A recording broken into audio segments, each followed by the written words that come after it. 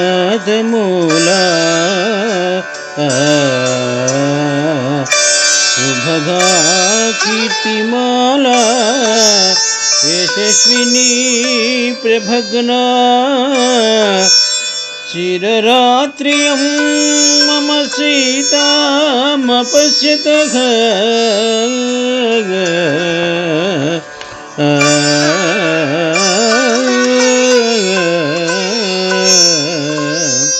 తాపసోమా భవిష్యామి నియతో వృషమూలికా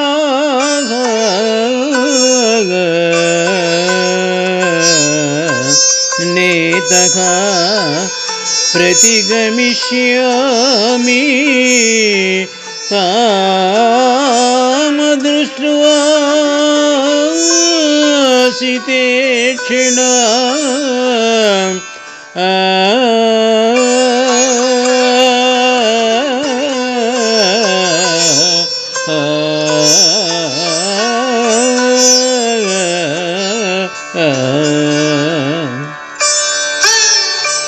రామాయణం సుందరకాండము నుండి 13వ సర్గలోని 44-45 శ్లోకముల భావము.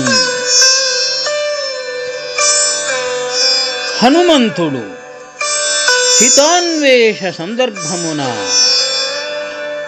భావించిన విషయములు. ఈ రాత్రి ప్రారంభ వేళలో లంకాది దేవతను నేను జయించితిని కనుక ఇది నాకు శుభదాయకమైన రాత్రి.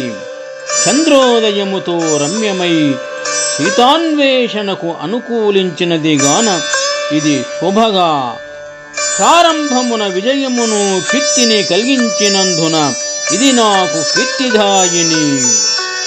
నేను లంకలో ప్రవేశించిన రాత్రిగా ఖ్యాతికెక్కినదిగాన ఇది విఖ్యాత జాగరణ వలన నాకు ఇది దీర్ఘమైనది కనుక ఇది చిరరాత్రి. ఇంతవరకును శుభములే కలిగినవి కాని సీతాదేవి జాడ తెలుసుకొనలేకపోయినచో ఇవి అన్నియును బూడిదలో పోసిన పన్నీరేయగును. అందమైన కనులు గల సీతాదేవిని గాంచక ఇతట నుండి నేను వెళ్ళలేను. దేహత్యాగము చేయుట కంటెను తపస్సుగా ఉండుటయే మేలు.